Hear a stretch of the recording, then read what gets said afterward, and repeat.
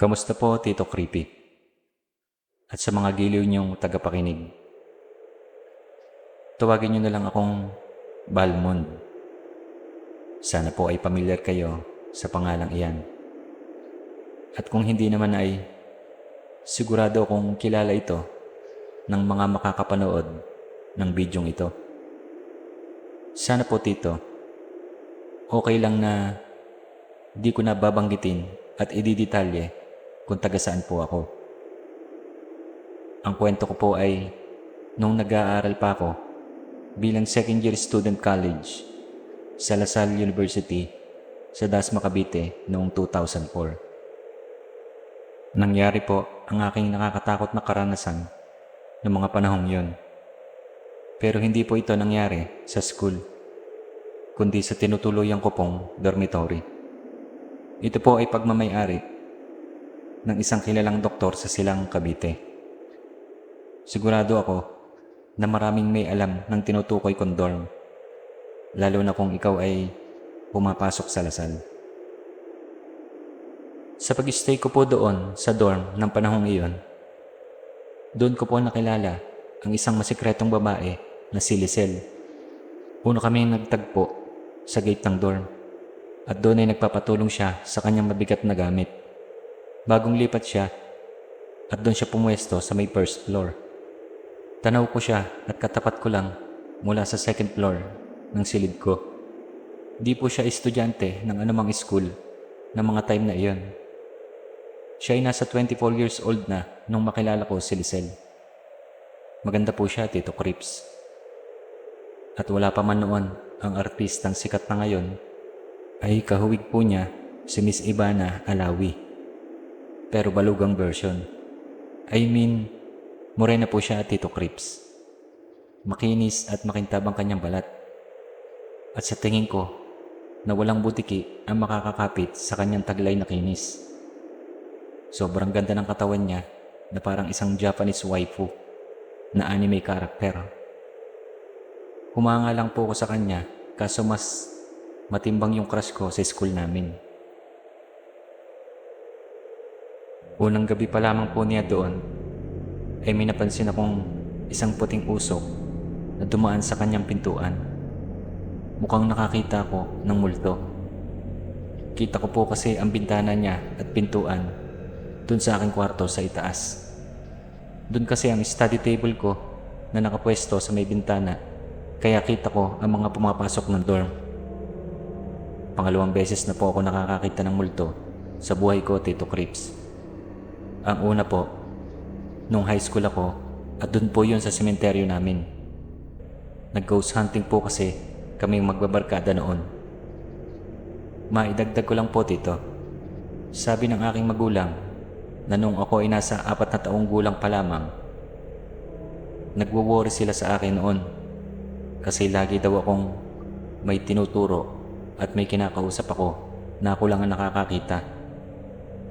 Akala nga nila na baka may diferensya ako noon. Pinasuri lang ako sa albularyo ng aking ama, kaya nagkaroon ako ng pagbabago. Kaya siguro madali talaga ako makakita ng mga nagpaparamdam na kaluluwa kasi may history na ako noon pa.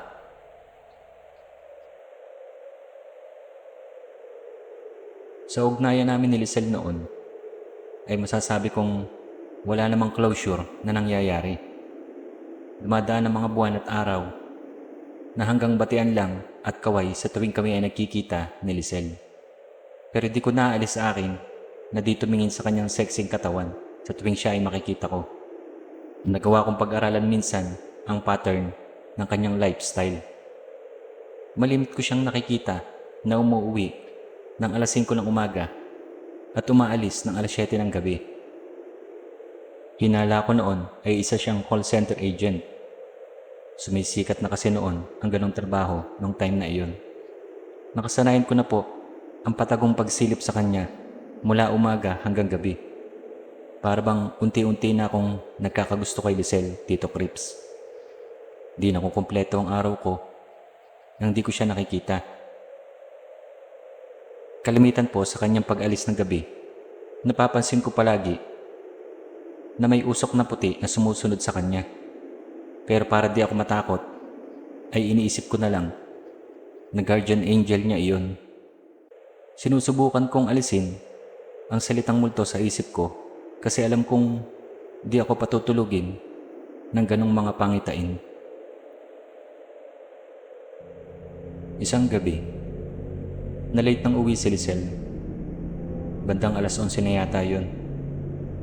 Mukhang nakainom at pasuray-suray siya sa paglakad. Pagpasok pa nga niya ng pinto ay na-outbalance siya at nahila niya ang kurtina sa kanyang bintana at nalaglag ito. Di naman siya natumba. Nakuha ko pang ang pagtawanan siya, Tito Crips. Nangungulangot pa kasi at pinunas niya sa kanyang damit. Sa ilang minutong dumaan, nakasilip pa din ako sa bintana ko. Nakita ko siyang nakahubad, napalakad-lakad sa loob ng kanyang silid. Napalunok na lang ako at parang umiinit ang temperatura ng aking kwarto. Wala siguro sa isip niya na nalaglag ang kanyang kortina sa kanyang bintana. Nakabara naman at panty siya, Tito. At kalaunan ay nagdamit na rin siya ng pambahay. Di ko inaasahan ang mga sumunod dito. Nakita kong naupo si Lisel malapit sa bintana at hawak ang kanyang cellphone. Mukhang may ka-text. Lumitaw sa tabi niya ang maitim na anino na para bang si kamatayan. Abot ang aking takot at kaba. Kinikilabutan ako sa aking nakita. Naisip kong puntahan siya at kausapin, pero bago pa man ako makalabas ng pinto, ay wala na ang itim na usok. Nakita ko ni Lisel na lumabas ng aking kwarto. Kumaway lang siya at ngumiti. Sumesenya siya na matulog na daw ako. Dahil sa kanyang magandang ngiti, ay nawala ang aking kilabot at kaba. Naisip ko na, bakit may sumusunod kay Lisel na mga espiritu? May ibig sabihin kaya iyan? O isang masamang pangitain? Wala akong mabuong sagot at nagdasal na lang ako. Humingi na lang ako ng tawad dahil sa kasisilip ko kay Ivana. Lisel pala. Dumaan ang 2 araw at umulan ng malakas. Wala namang bagyo pero nagpasya ako na wag na lang pumasok. Masayang uniform at madudumihan lang naman pag ganyan kalakas ang ulan. Nahiga na lang ako at plano ko na lang matulog. Bawi na lang ako sa pagod ng aking pagre-review nung dumaang araw. May kumakatok sa aking pintuan at sinilip ko iyon sa bintana. Si Lisel pala. Pinapasok ko siya at doon kami nag-usap sa loob. Nakita niya daw ako na naka-uniform kanina tapos biglang nagpalit. Natatawa siya na sinabi sa akin na natatakot daw ba ako sa ulan. Nagbabaka sakali siya at nagpapasama sa akin na gumala sa mall sa Robinson Imus. Day off daw niya at naboboring siya sa silid niya. Pwede sana, kaso wala naman akong budget. Parang sabi ko sa kanya. Huwag daw ako mag-alala kasi sagot naman niya lahat. Alam naman niya ang buhay estudyante. Di naman daw lahat ng napasok sa Lasal ay sobra ang dalang pera. Ang laki ng ngiti ko, Tito Crips. At libre na naman. Masaya pala at makakasama ko si Lisel. Magkakaroon ako ng oras na makilala siya. At this time, kukunin ko na ang kanyang cellphone number. Nakarating kami ng Robinson Imus. At doon ay masaya kami nagbibiruan. Naisingit ko pa nga na baka magalit ang kanyang jowa pag nalaman may kasama siyang iba. Wala naman daw siyang jowa. Sugar daddy lang daw. Pabirong sabi niya. Tinatanong ko siya kung saan ba talaga siya nagwo-work, pero ayaw niyang sabihin sa akin. Secret daw muna. Di ko na rin siya pinipilit kung ayaw niya sabihin. Baka mainis pa at makulitan sa akin. Doon lang ako napahiya, Tito, nang sinabi niyang madalas ko daw siyang sinisilip mula sa aking bintana. Binibilang pa nga daw niya kung ilang beses ako pasilip-silip. Sabi ko lang sa kanya na kaya madalas niya ako nakikita sa bintana doon ang study table ko. Tawa lang siya ng tawa habang nagrarason ako sa kanya. Habang kami ay naglalakad sa third floor ng mall, nagkita kami ng dalawa kong barkada. Nasupreso pa nga sila kasi akala nila girlfriend ko ang kasama ko. Sandali silang nanahimik nang makita nila ng harapan si Lisel na para bang may gumugulo sa dalawa. Humingi ng permiso ang dalawa kay Lisel. Nakausapin lang ako sandali dun sa may sulok. May sinabi sila sa pagkatao ni Lisel. Naka-table na daw nila ito sa isang beer house sa may area ng Dasma. Isa daw siyang GRO na itinetable ng maraming kalalakihan. Bahala na daw ako makisama sa kanya kasi di naman nila alam ang istorya namin dalawa. Agad naman ako iniwanan ng dalawa at baka daw makaistorbo pa sila sa amin. Lumapit din si Lisel sa akin. Mukhang boys talk daw ang pinag-uusapan namin. Sabi ko di naman importante kasi about sa school lang naman yon. Napatanong din siya sa akin at para bang bigla daw akong nanahimik. Hindi ko lang masabi na alam ko na ang kanyang trabaho. Hindi ko naman hinuhusgahan ang kanyang pagkatao, Tito Crips. May rason naman siguro kung bakit pinili niya ang ganong trabaho. Kailangan ko lang siguro na i-accept ko ang kanyang pagkatao. Tsaka bago pa lang ang pagkakaibigan namin, kaya minabuti kong kalimutan muna kung sino siya. Sinagot ko naman nang nakangiti ang tanong niya sa akin na bakit bigla ako nawala ng kibo. Sabi ko lang na nagtatampo sila sa akin kasi di na ako masyado sumasama sa barkada. Ngumiti lang din siya at sinabi na nakakasira talaga ng barkada kapag di ka nagpaparamdam sa kanila. Namiss lang daw ako siguro at wag ko na daw isipin sila. Yung date daw namin ang atupagin ko. Masaya naman kami sa paggala sa mall, Tito. Sabi ko sa kanya na ako naman ang taya sa susunod. Sumakay na kami ng jeep papauwi. Di pa kami nakakalayo ay biglang sumandal siya sa aking balikat. Amoy ko pa nga ang amoy Sunsilk na brand na shampoo sa kanyang buhok. Akala ko'y naglalambing siya kaya napa-smack na kiss ako sa kanyang ulo. Bigla niya akong kinurot at sinabing, ano daw ba ang ginagawa ko? At may pakis pa akong nalalaman. Di ako nakasagot dito. Natigilan ako at baka nagalit siya sa ginawa ko. Kumirot daw pala ang kanyang dibdib, kaya napasandal siya. Okay ka lang ba? Sabi ko sa kanya. Oo naman daw. Huwag daw akong mag-alala at minor lang daw yun. Nagtataka lang daw siya na nadadalas ang pananakit ng kanyang dibdib. Tinanong ko naman siya kung nagpapatingin siya sa doktor. Kahit minsan daw ay hindi niya nakuhang ipasuri ang kanyang nararamdaman. Basta sabi niya na wag na daw akong mag-alala.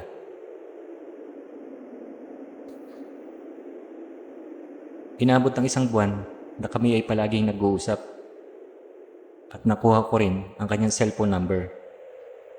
Nagkaroon kami ng communication na kahit ako'y nasa school, ay naisipan kong i-text o tawagan siya para kamustahin. Nahulog ang loob ko sa kanya, Tito. Nagpaplano akong sabihin, naliligawan ko siya. At binaliwala ko na kahit alam kong isa siyang GRO sa beer house, di naman nangangahulugan na masama siyang tao. Alam kong maraming tututol sa gagawin ko, pero ako naman ang magdi-decide para sa sarili ko. Kung masaya ba ako sa gagawin ko, ay bakit di ko itutuloy? Araw ng Lunes noon, nagmamadali akong umuwi sa dorm. Bala ko po noon ipagtapat kay Lisel na gusto ko siyang ligawan. Kumatok ako sa kanyang pintuan pero wala naman siya doon. Nagtaka ako kasi usually gising na siya ng ganoong oras. Tinawagan ko siya at bigaw akong makausap si Lisel. Sa text lang ako umasa pero wala ding reply akong natatanggap. Di naman siya ganon, tito. Halos araw-araw siyang may miss call at text sa akin. Di ko naman iniisip na may masamang nangyari sa kanya. Pero nasagi sa isip ko bigla yung tungkol sa pananakit ng kanyang dibdib.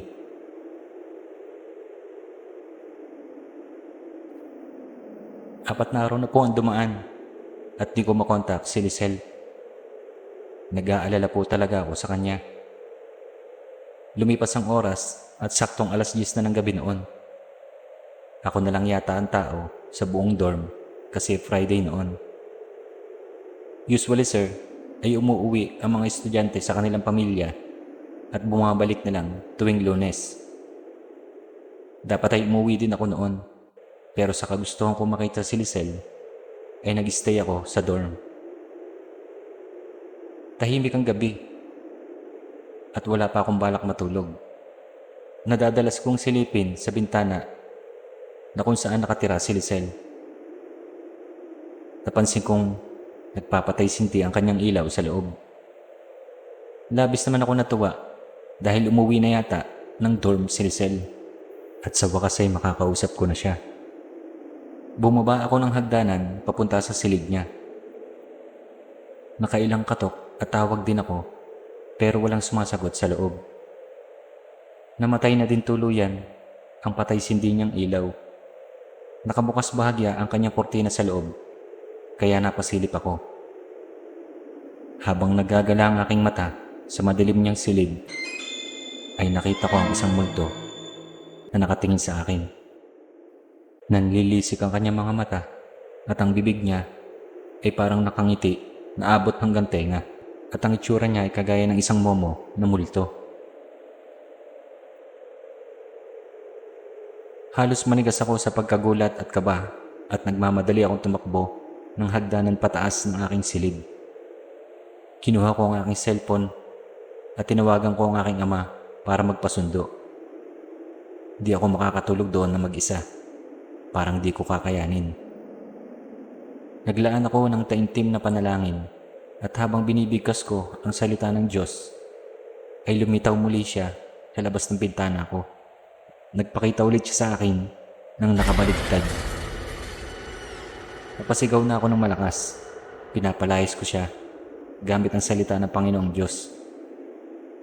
Naglaho na siya pero di ko sigurado kung magpapakita siya muli para paglaruan ang isip ko. Naglakas loob akong bumaba para lisanin ang dormitory. Dala ko lang ang cellphone at pera ko. Bumiyahe ako papuntang 7-Eleven. Sa may Aguinaldo Highway lang po yun. Doon na po akong papasundo sa aking ama. Laman pa rin ang isip ko kung bakit ako minumulto. Di na rin nasagi sa isip ko si Lisel sa mga oras na yon. Nauuna ko kasing isipin kung ano ang sasabihin ko sa tatay ko at bakit alanganin ako nagpasundo. Paniguradong magagalit iyon sa akin. Nakarating na kami ng bahay at minabuti na lang ng tatay ko na bukas na lang pag-usapan kasi may pasok siya bukas. Sa aking paghiga sa kama, naisipan kong kontakin si Lisel. Bigo pa rin akong makausap siya, tito. Di siya nagre-reply sa text at di niya sinasagot ang aking tawag. At wala akong magawa kundi isipin na lang si Lisel hanggang makatulog ako nung gabing yun. Araw po ng Lunes at maaga akong bumiyahe papuntang school. Pero nagbago ang isip ko at gusto ko munang tumuloy sa dorm. Nagbabaka sakali akong andun na si Lisel. May naabutan akong jeep sa labas na para bang may hinahakot sa loob ng dorm. Sa pagpasok ko sa loob ay nakita ko ang isang ale sa labas ng silid ni Lisel. Mukhang malungkot at parang mabigat ang damdamin. Nilapitan ko at binati ng isang magandang araw ang Ale. Tinatanong ko siya kung kaano-ano niya si Lisel at bakit tila ba sila ay naghahakot ng gamit sa loob. Siya daw ang nanay ni Lisel at kinuwento niya na patay na siya. Kinatake daw siya sa puso habang papauwi sa dorm.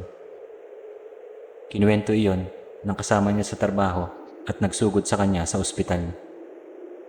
Madami daw kasing nainom na alak at dumadaing daw ng pananakit ng kanyang dibdib. Bumagsak na lang daw bigla at tumilapan daw ang cellphone niya sa kalsada at kalaunan ay nadurog dahil sa dumadaang sasakyan. Labis kong ikinalungkot dito ang nangyari. Muntik na rin ako mapaluha sa harap ng nanay ni Lisel. Patay na pala siya noong mga panahong kinukonta ko siya. Di na lang ako pumasok noon at tinawagan ko ang barkada at niyaya akong mag-inom. Nagbibiro pa nga ako sa kanila habang nagiinom na sa ganda ni Lisel ay bakit mukhang momong multo ang nagpakita sa akin. Andun pa naman sa punto na tanggap ko ang kanyang trabaho at buong puso kong tatanggapin kung ano ang pag-uugali na meron siya. Kaya nga nahulog ang loob ko sa kanya kahit sa maikling panahon kasi nakitaan ko siya ng mabuting loob. Di ko rin magagawa dito na siya ay paglaruan dahil lamang siya ay isang GRO sa beer house. Deserve niya rin naman na makahanap ng taong respeto sa kanya at magmamahal kagaya ng nararamdaman ko sa kanya. Lumipat na po ako at umupa na lang ng kwarto sa bayan ng Dasma. Doon po yun sa likod ng McDonald's sa mismong bayan. Minabuti ko na lang na lumipat para makalimot sa nangyari. At nagpatuloy ako sa aking pag-aaral hanggang makatapos ako ng college. Habang papasikat na po si Ivana Alawi noon, ay napansin kong ka-look-alike talaga niya si Lisel. Bawat sandali na makita ko si Ivana sa social media, ay naaalala ko siya. Sana ay mahanap niya ang katahimikan sa piling ng lumikha. Talagang ganun talaga ang buhay. Alam kong di tayo permanente dito sa mundo, pero kung minsan ay napapaaga lang ang paglisan natin sa mga taong nagmamahal sa atin. Paalam sa iyo, Lisel. Nawala ka man, ay andun pa rin ang magandang alaala mo sa akin. Magkikita pa rin tayo pagdating ng panahon.